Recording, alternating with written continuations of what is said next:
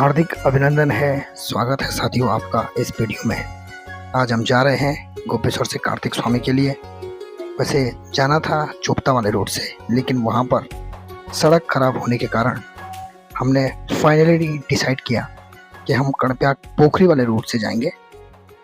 एक बार मौसम की नज़ाकत को देखकर ऐसा लग रहा था कि प्रोग्राम तो अब कैंसिल करना ही पड़ेगा, लेकिन सोचा जब प्रोग्राम बना ही लिया है तो देख लेंगे। वैसे मेरा मानना है, जहाँ सच्ची आस्था होती है, जहाँ सच्ची लगन होती है, वहाँ रास्ते की सभी बाधाएं खुद ब खुद दूर हो जाती हैं। और इसी आस्था के साथ निकल पड़े कार्तिक स्वामी के लिए।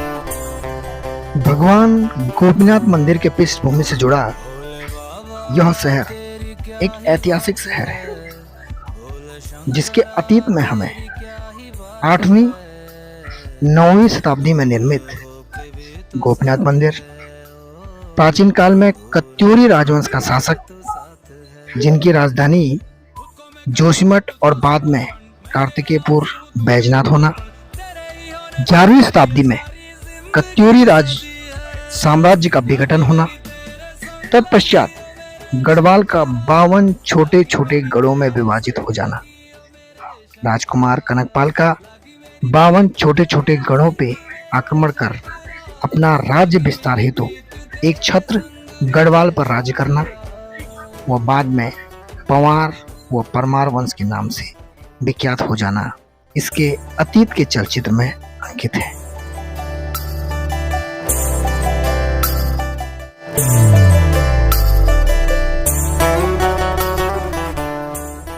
जनपद चमोली का मुख्यालय गोपेश्वर है, पर नाम चमोली का आता है। इसके पीछे एक ट्रेजेडी है। वैसे ज़्यादा पुराना आदमी तो हो नहीं, इस चमोली के इतिहास के बारे में मुझे ज़्यादा जानकारी तो है नहीं, लेकिन मोटा मोटी मुझे थोड़ा बहुत जानकारी है कि 1960 में गढ़वाल मंडल से अलग होकर चमोली को नया जिला बनाया गया था। इससे पहले यह ब्रिटिश गढ़वाल का अभिन्न अंग हुआ करता था। और रही बात चमोली मुख्यालय से गोपेश्वर मुख्यालय के स्थानांतरण का, तो आज से 20 जुलाई 1970 को बिरही के गौना ताल के टूटने के कारण अलकनंदा में एक बहुत भयंकर बाढ़ आ गई थी। इस बाढ़ से जो है चमोली का अधिकांश भाग जो है बह गया था, जिसमें अधिकतर सरकारी भवन थे, जिसके फलस्वरूप चमोली को मजबूरन ही गोपेश्वर स्थानांतरित करना पड़ा। और आपकी जानकारी के लिए बता दूं कि ये वही गौना ताल है जिसे वर्तमान में वहाँ के जनप्रतिनिधि द्वारा फिर से वापस ताल के रूप में विकसित करने के लिए प्रयास किया जा रहा है। और उस क्षेत्र के जनप्रतिनिधि को, वहाँ के वासियों को मेरी शुभकामनाएं हैं कि आपका ये जो प्रयास है वो निश्चित रूप से पूर्ण होगा।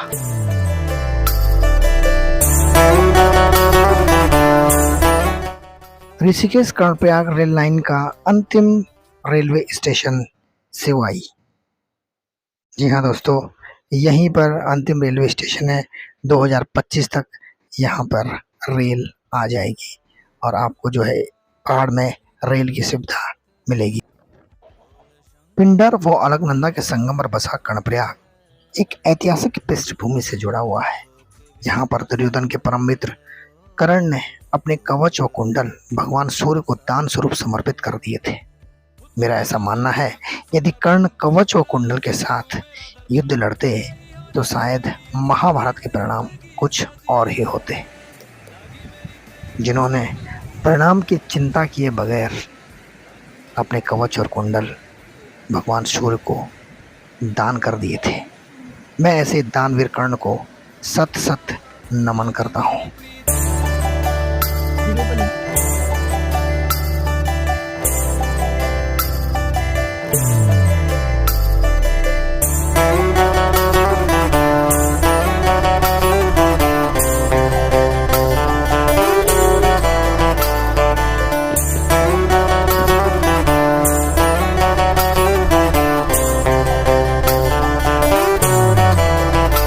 भोले बाबा तेरी क्या ही बात है, भोले शंकरा तेरी क्या ही बात है, दूर होके भी तू साथ है, ओ दूर होके भी तू साथ है।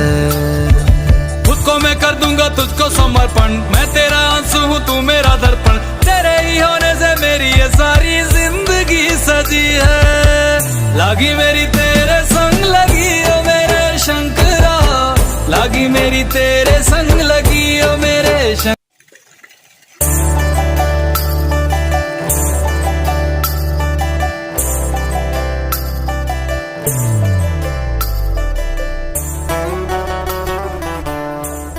फाइनली हम पहुंच गए हैं कार्तिक स्वामी स्टार्टिंग पॉइंट पे। यहाँ से लगभग 3 या 4 किलोमीटर की ट्रैकिंग है यहाँ पे, और चलते हैं फिर इसको।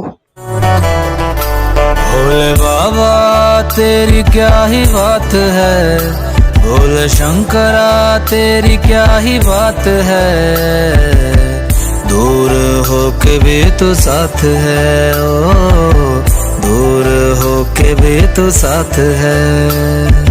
खुद को मैं कर दूंगा तुझको समर्पण, मैं तेरा आंसू हूँ तू मेरा दर्पण, तेरे ही होने से मेरी ये सारी जिंदगी। रास्ता बिल्कुल साफ है भाई, मजा आ गया। वैसे तो आज दिन बन गया भाई। लागी मेरी तेरे संग लगी ओ मेरे शंकरा, लागी मेरी। यह मंदिर जो है उत्तर भारत का एकमात्र कार्तिकेय जी का मंदिर है। शायद साउथ में भी है शायद कार्तिकेय जी का मंदिर, लेकिन उत्तर भारत में एक यही है। यहाँ के बारे में जो है एक पुरानी किंवदंती है। एक बार भगवान शिव जी व माता पार्वती जी ने अपने दोनों पुत्रों को अपने पास बुलाया और कहा, हमें आप दोनों में से सर्वश्रेष्ठ कौन है, इसका हमें चयन करना है।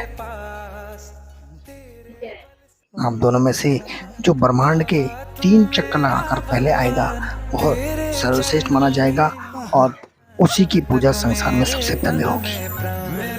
इतने में भगवान कार्तिक अपने मोर पर बैठकर निकल पड़े ब्रह्मांड के चक्कर लगाने को, और दूसरी तरफ भगवान गणेश जी भी अपने वाहक मूषक पर जो है ब्रह्मांड के चक्कर लगाने का लगभग प्रयास कर रहे थे। लेकिन भगवान गणेश जी बुद्धिमान थे, उन्हें शास्त्रों का ज्ञान था। वे जानते थे संसार में माता पिता को पृथ्वी और ब्रह्मांड से भी ऊंचा स्थान दिया गया है, इसलिए मेरे लिए तो मेरे माता पिता ही मेरे लिए ब्रह्मांड के बराबर है। इसलिए उन्होंने 3 चक्कर भगवान शिव व माता पार्वती जी के लगाए, वह उनके समीप बैठ गए और भगवान कार्तिकेय जी का ब्रह्मांड से वापस लौटने का इंतजार करने लग गए। इतने में भगवान कार्तिकेय जी भी चक्कर लगाकर वहां आ गए। वहां आकर उन्होंने देखा गणेश जी जो है माता पार्वती जी की गोद में बैठे हुए। इतने में भगवान शिव जी ने कहा, पुत्र कार्तिकेय, तुम व्यक्तिगत रूप से बिजी हुए हो, परंतु पुत्र गणेश में शास्त्रों का ज्ञान होने के साथ साथ माता पिता को संसार में उसने सबसे ऊंचा स्थान देकर तुम्हारी माता पार्वती और स्वयं मुझे जो है प्रसन्न किया है। इसलिए हमने यह निर्णय लिया है कि प्रतियोगिता के जो विजेता है वो पुत्र गणेश ही है। इस प्रतियोगिता के परिणाम के असंतुष्ट होकर भगवान कार्तिकेय क्रोच पर्वत पर आए और अपना शरीर यहीं पर त्यागा और मोक्ष को प्राप्त किया। जय बजरंगबली।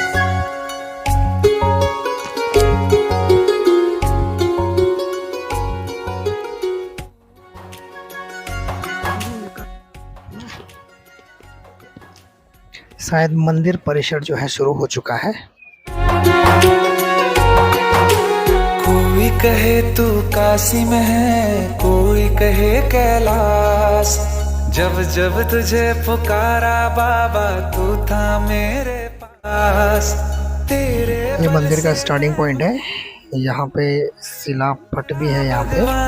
तेरे चरणों में ही रहना जब तक मेरे तन में प्राण। रूम वगैरह अवेलेबल है यहाँ पे। मैंने पता किया कि एक नाइट का जो है वो आप 1000 या 1200 रुपये का चार्ज करते हैं। और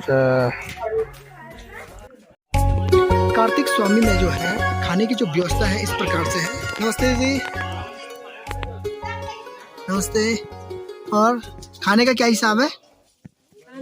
खाने का जो यहाँ पे सिस्टम है, यहाँ पे तो पहले तो सब चीज यहाँ का लोकल ही बनता है, जो दाल सब्जी रोटी। लोकल में आप क्या क्या देते हैं? लोकल में दाल रोटी सब्जी, जो घर की दाल होती है वो देते हैं, घर के चावल देते हैं, घर की सब्जी होती है, घर की चटनी होती है, दही होती है, परांठे बनाते हैं, मैगी बनाते हैं। बिल्कुल। तो एक थाली का रेट वैसे कितना होता है? 100 रुपये रेट होता है। और मतलब पूरा लोकल होता है, मतलब लोकल फूड होता है। घर का होता है सब। तो देखिए आप यहाँ पे बहन जी हैं, यहाँ पे हमारी माताएं बहनें जो है यहाँ पे थाली सर्व करते हैं। और उस थाली का जो रेट होता है वो 100 रुपये होता है। और उसमें जो है लोकल फ्रूट्स वगैरह आपको दिया जाता है। और लकड़ी के चूल्हे में जो है इसे पकाया जाता है। आप जब भी जो है कार्तिक स्वामी मंदिर के दर्शन करने आएंगे तो दीदी से जो है आप ज़रूर भोजन की डिमांड पहले ही दे दीजिएगा आप। और एक बार सेवा का मौका ज़रूर दीजिएगा।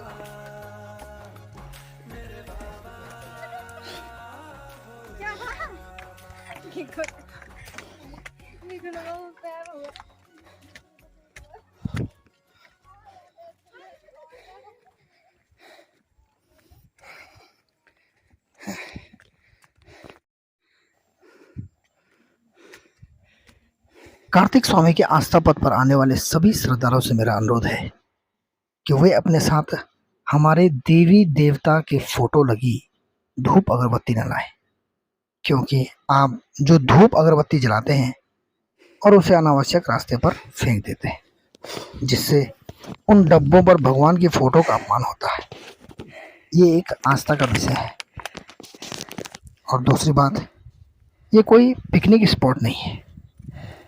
यहाँ रास्ते पर कई मादक द्रव्य पदार्थ से संबंधित मैंने बोतलें देखी हैं।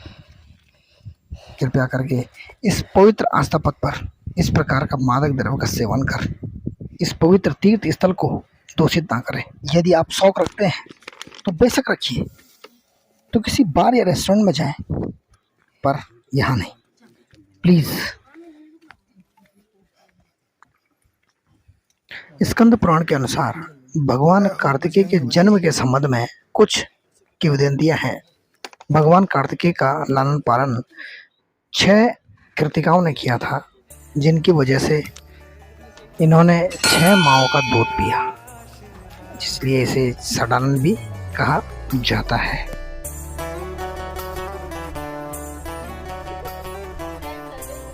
भगवान कार्तिकेय के जन्म का मूल उद्देश्य तारकासुर का वध करना था।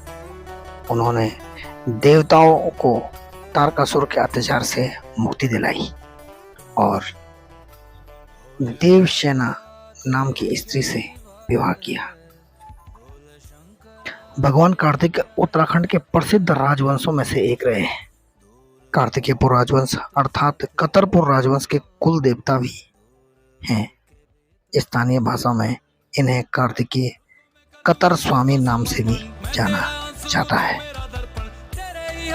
मेरी ये सारी जिंदगी सजी है, लागी मेरी तेरे संग लगी ओ मेरे शंकरा, लागी मेरी तेरे संग लगी ओ मेरे शंकरा, लागी मेरी प्रीत तेरे संग मेरे शंकरा, लागी मेरी प्रीत तेरे संग मेरे शंकरा।